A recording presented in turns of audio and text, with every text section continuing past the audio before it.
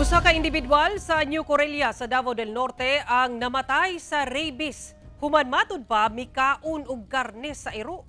Dugang detalye sa report ni Kent Abrigana.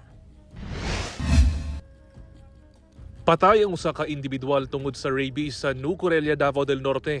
Human mikaon og karne sa iro. Sumala sa Rural Health Unit sa New Corelia.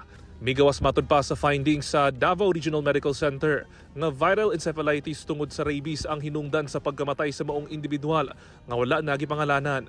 Bibisita matud pa ni adtong October 24 ang maong individual sa Rural Health Unit sa New Corelia kung asa gisaysay niini nga mikaon kini og karne sa iro. October 25 dihang gidala kini sa Davao Regional Medical Center human nakitaan og sintomas sa rabies. Base sa info sa DMC, sir, na-history of dog meat ingestion. Okay. Mo ko to ilahang i-cause nga no, inato ang iyang symptoms.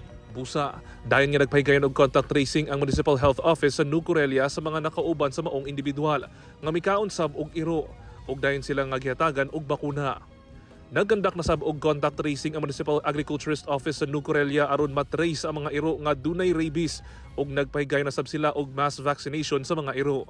Miyagi mo gud siya diri og check up atong 24 ngunang atong nag-post mi sa mo Facebook katong nag-contact trace ni kung sa atong mga pwedeng nakasalamuha ni. Dugang pa sa RHU nga talagsaon nga maapektuhan sa rabies gumikan sa pagkaon o giro apan dili na kini bag-o.